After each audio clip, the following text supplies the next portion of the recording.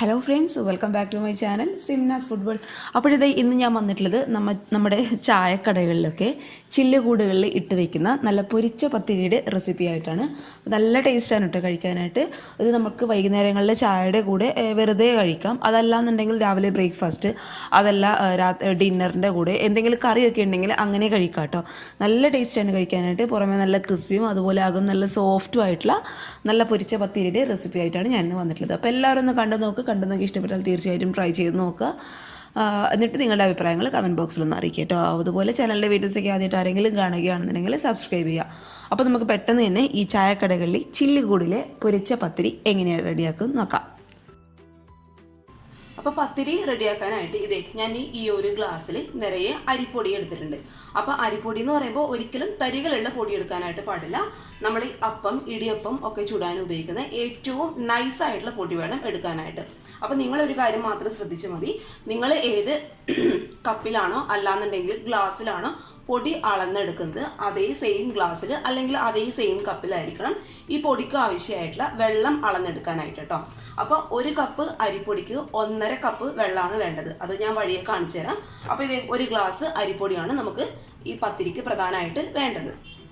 ഇതേ സ്റ്റൗവിൽ ഞാനൊരു പാന് വെച്ച് കൊടുത്തിട്ടുണ്ട്. ആ പാൻ നന്നായിട്ട് ഒന്ന് ചൂടാവുന്ന സമയത്ത് ഒരു കപ്പ് അരിപ്പൊടിക്ക് ഞാൻ നേരത്തെ പറഞ്ഞ പോലെ 1.5 കപ്പ് വെള്ളം കേട്ടോ.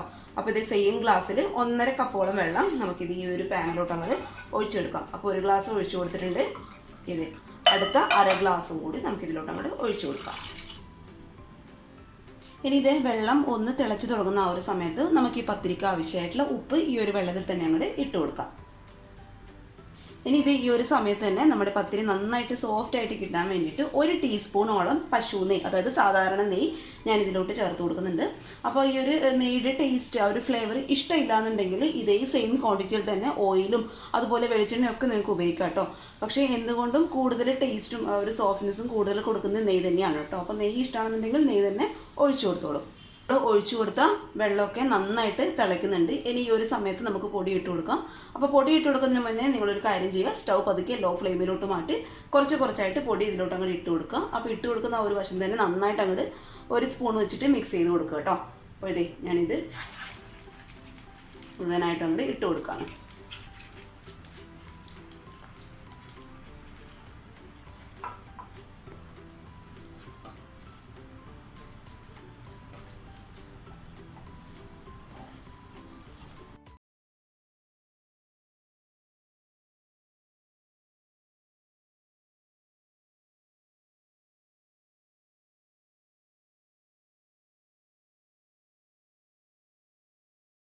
നമുക്കിത് കൈവച്ച് നന്നായിട്ടൊന്ന് കുഴച്ചെടുക്കണം. പക്ഷേ ഈ ഒരു സമയത്ത് നമുക്ക് കുഴച്ചെടുക്കാനായിട്ട് ബുദ്ധിമുട്ടായിരിക്കും, കാരണം അത്ര ചൂടായിട്ടാണ് ഇരിക്കുന്നത്. ഇനി സ്റ്റൗ ഓഫ് ചെയ്ത് ഇതൊന്ന് ചൂടാറുന്നത് വരെ നമുക്കൊന്ന് വെയിറ്റ് ചെയ്യാം. നമ്മൾ മിക്സ് ചെയ്ത് വെച്ച ആ ഒരു മാവിൻ്റെ ചൂടൊക്കെ ഒന്ന് ആറുന്ന സമയം കൊണ്ട് നമുക്കിതിനാവശ്യമായിട്ടുള്ള തേങ്ങ ഒന്ന് ചതച്ചെടുക്കണം. അതിനായിട്ട് ഇത് മിക്സിയുടെ ചെറിയ ജാർ ഞാൻ എടുത്തിട്ടുണ്ട്. അതിലോട്ട് 2-3 ടേബിൾ സ്പൂൺ തേങ്ങ, അതായത് ചിരകിയ തേങ്ങ നമുക്ക് ഇട്ട് കൊടുക്കാം. തേങ്ങയുടെ കൂടെ ഇട്ട് ചതക്കാനായിട്ട് ഞാൻ ഇതിലോട്ട് ഇട്ട് കൊടുക്കുന്നത് 1 ടീസ്പൂണോളം പെരിഞ്ജീരകമാണ് കേട്ടോ, അതായത് ഫെനൽ സീഡ്സ്. അപ്പോൾ പെരിഞ്ജീരകം ഇടുന്നവരുണ്ട്, അതിന് പകരമായിട്ട് സാധാരണ ജീരകം, അതായത് ക്യുമിൻ സീഡ്സ് ഉപയോഗിക്കുന്നവരുണ്ട്. അപ്പോൾ നിങ്ങൾക്ക് ഏതാണോ ഇഷ്ടമുള്ള ഫ്ലേവർ ആ ഒരു ജീരകം ഇട്ട് കൊടുക്കാം കേട്ടോ. എനിക്ക് കുറച്ചും കൂടി കൂടുതൽ താല്പര്യം പെരിഞ്ജീരകമാണ്, അതിൻ്റെ ഒരു ഫ്ലേവറാണ് എനിക്ക് കൂടുതൽ കൂടി ഇഷ്ടം. അപ്പോൾ നിങ്ങളുടെ ഇഷ്ടത്തിനനുസരിച്ച് ചെയ്യുക. രണ്ടാണെങ്കിലും ഇതേ സെയിം ക്വാണ്ടിറ്റിയിൽ ഇടുക കേട്ടോ. അപ്പോൾ 1 ടീസ്പൂൺ നിറയെ പെരിഞ്ജീരകം ഞാൻ ഈ തേങ്ങയിലോട്ട് അങ്ങോട്ട് ഇട്ട് കൊടുക്കുകയാണ്. ഇനി ഇതേ ഒരു 4-5 ചെറിയുള്ളി കൂടി നമുക്ക് ഇതിലോട്ട് അങ്ങോട്ട് ഇട്ട് കൊടുക്കാം. ഇനി ഇതെല്ലാം കൂടി നമുക്ക് നന്നായിട്ടൊന്ന് ചതച്ചെടുക്കാം. ഒരുപാട് അങ്ങ് അരഞ്ഞു പോകാൻ പാടില്ല, ജസ്റ്റ് ഒന്ന് ക്രഷ് ചെയ്ത് എടുക്കുക കേട്ടോ. നമ്മൾ വെള്ളം ഒഴിച്ച് മിക്സ് ചെയ്ത് വെച്ച മാവിൻ്റെ ചൂടൊക്കെ അത്യാവശ്യം ഒന്ന് മാറിയിട്ടുണ്ട് കേട്ടോ. ഒരുപാട് ചൂടാറാനായിട്ട് കാത്തു നിൽക്കണ്ട. നിങ്ങൾക്ക് കൈ എത്രത്തോളം ഇട്ട് കുഴയ്ക്കാൻ പറ്റും ആ ഒരു പാകത്തിലാവുന്ന സമയത്ത് നമുക്ക് നന്നായിട്ട് അങ്ങോട്ട് കുഴച്ചെടുക്കാം. അപ്പോൾ കുഴച്ചെടുക്കുന്നതിന് മുന്നേ ഞാൻ ഇതിലോട്ട് ഒരു 2 ടീസ്പൂണോളം മൈദ ചേർത്ത് കൊടുക്കുന്നുണ്ട് കേട്ടോ. അപ്പോൾ മൈദ എന്തിനാണ് ചേർക്കുന്നത് വെച്ചാൽ നമ്മുടെ ഈ ഒരു പത്തിരി നന്നായിട്ട് സോഫ്റ്റ് ആയിട്ട് വരാൻ വേണ്ടിയിട്ടും അതേപോലെ നല്ലൊരു കളറ് ഒക്കെ വരാൻ വേണ്ടിയിട്ടാണ് മൈദ ചേർത്ത് കൊടുക്കുന്നത്. ഇനി ഇതെല്ലാം കൂടി നമുക്ക് നന്നായിട്ട് അങ്ങോട്ട് കുഴച്ചെടുക്കാം. അപ്പോൾ നന്നായിട്ട് നല്ല സോഫ്റ്റായിട്ട് അങ്ങോട്ട് കുഴച്ചെടുക്കുക കേട്ടോ. അപ്പോൾ പാത്രത്തിൽ വെച്ചിട്ട് കുഴക്കാനായിട്ട് ബുദ്ധിമുട്ട് ആണ് എന്നുണ്ടെങ്കിൽ ഇതിങ്ങനെ നീറ്റായിട്ടുള്ള ഒരു കൗണ്ടർ ടോപ്പിൽ വെച്ചിട്ട് നന്നായിട്ട് അങ്ങോട്ട് കൈ വെച്ചിട്ട് കുഴച്ചെടുക്കുക. ഇനി ഇതേ മാവ് കൈകൊണ്ട് കുഴച്ച് അത്യാവശ്യം ഒന്ന് സോഫ്റ്റ് ആകുന്ന സമയത്ത് നമ്മൾ നേരത്തെ ചതച്ച് വെച്ച് തേങ്ങ കംപ്ലീറ്റ് ആയിട്ട് ഇതേ ഞാൻ ഇതിലോട്ട് അങ്ങോട്ട് ഇട്ട് കൊടുക്കുന്നുണ്ട് കേട്ടോ. അപ്പോൾ ഒരുപാട് അരഞ്ഞു പോകരുത് തേങ്ങ, ജസ്റ്റ് ഒന്ന് ക്രഷ് ചെയ്ത് എടുക്കുകയാണെങ്കിൽ തന്നെ നന്നായിട്ട് നമുക്ക് ഇതങ്ങോട്ട് ചതഞ്ഞ് കിട്ടും. ഇനി ഇതെല്ലാം കൂടി ഒന്നും കൂടി നന്നായിട്ടൊന്ന് കുഴച്ചെടുക്കാം. ആ ഒരു തേങ്ങ കംപ്ലീറ്റ് ആയിട്ട് ഈ ഒരു മാവിൽ ഒന്ന് മിക്സ് ആവണം, അതുവരെ നന്നായിട്ടൊന്ന് മിക്സ് ചെയ്ത് കൊടുക്കാം.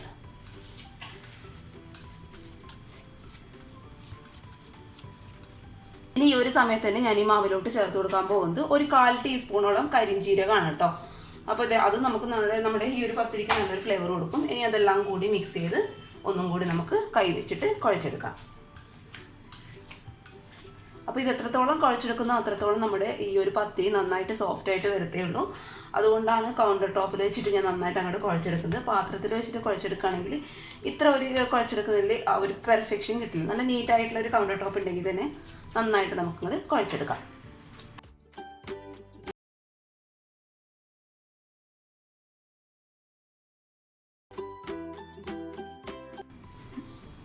അപ്പോൾ ഇതേ മാവ് ഞാൻ നന്നായിട്ട് കുഴച്ചെടുത്തിട്ടുണ്ട്. ഇതിൽ നിന്ന് പകുതി മാവെടുത്ത് നമുക്കിതൊന്ന് പരത്തിയെടുക്കണം. അപ്പോൾ കുഴച്ചെടുക്കുമ്പോൾ ശ്രദ്ധിക്കുക, ഒരുപാട് കയ്യിൽ ഒട്ടിപ്പിടിക്കുന്ന എന്തൊരു പ്രശ്നം ഉണ്ടെങ്കിൽ കുറച്ച് ഓയിലോ അല്ലാന്നുണ്ടെങ്കിൽ വെളിച്ചെണ്ണയോ നെയ്യോ തടവി കൊടുത്തിട്ട് നന്നായിട്ട് നല്ല സോഫ്റ്റ് ആയിട്ട് കുഴച്ചെടുക്കുക കേട്ടോ.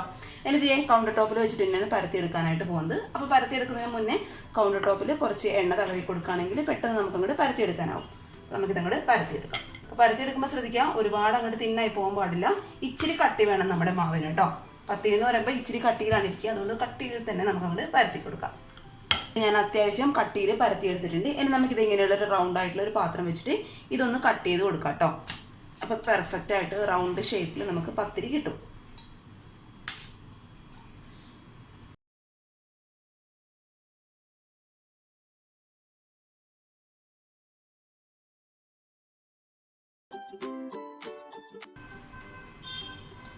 ഇതേ ഞാൻ ഈ ഒരു കട്ടിക്കാണേ പരത്തിയെടുത്തിട്ടുള്ളത്. ഇത്ര കട്ടി വേണം, അപ്പോഴേ നമ്മുടെ പത്തിരി അങ്ങോട്ട് പെർഫെക്റ്റ് ആയിട്ട് വരുള്ളൂ. ഒരുപാട് നമ്മൾ നൈസ് പത്തിരി അതുപോലെ നെയ് പത്തിരിയൊക്കെ പരത്തിയെടുക്കുന്നതിൽ ഒരുപാട് തിന്നാവാൻ പാടില്ല. ഇച്ചിരി കട്ടി വേണം നമുക്കൊരു പത്തിരിക്ക്. അപ്പോൾ ഇനി നമുക്കിത് ചൂടുള്ള എണ്ണയിലോട്ട് അങ്ങോട്ട് ഇട്ട് കൊടുക്കാം.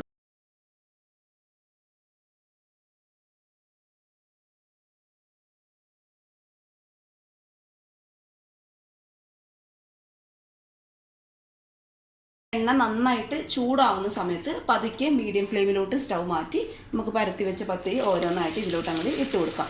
അപ്പോൾ ഇത് ചുട്ടെടുക്കുമ്പോൾ ശ്രദ്ധിക്കുക, ഒരിക്കലും ഹൈ ഫ്ലെയിമിലോട്ട് അങ്ങോട്ട് വെക്കാനായിട്ട് പാടില്ല. എപ്പോഴും ലോ ടു മീഡിയം ഫ്ലെയിമിൽ സ്റ്റൗ വെക്കുക കേട്ടോ.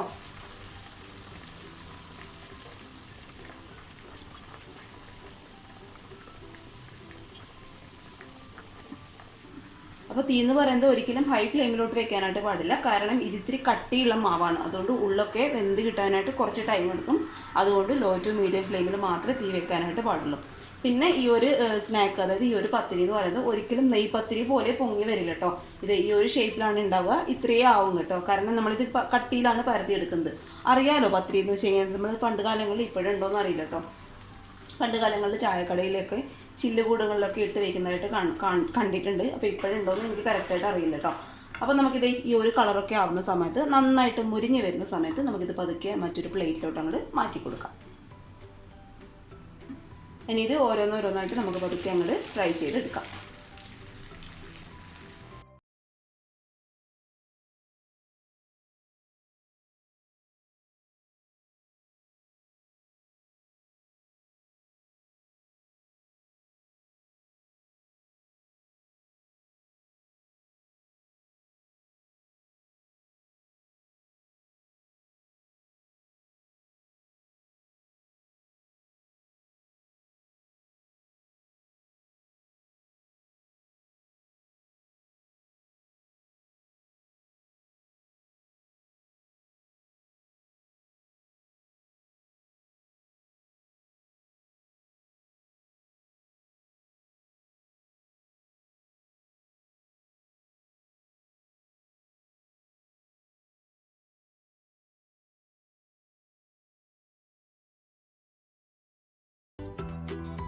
നമ്മുടെ പത്തിരിയൊക്കെ ഞാൻ ചുട്ടെടുത്തിട്ടുണ്ട്. വീഡിയോ എടുക്കാനായിട്ട് എനിക്ക് പറ്റിയില്ല കേട്ടോ, സോ സോറി.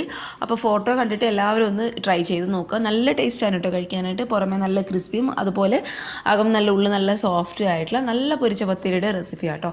പിന്നെ ഇതൊക്കെ ചൂടോട് കൂടി കഴിക്കുകയാണെങ്കിൽ കൂടുതൽ ടേസ്റ്റ് ആയിരിക്കും. പിന്നെ എൻ്റെ ഒരു സ്പെഷ്യൽ റിക്വസ്റ്റ് ആണെന്ന് തന്നെ കരുതിക്കോളൂ. എല്ലാവരും ഒന്ന് ട്രൈ ചെയ്ത് നോക്കിയിട്ട് അഭിപ്രായങ്ങളൊക്കെ അറിയിക്കുക.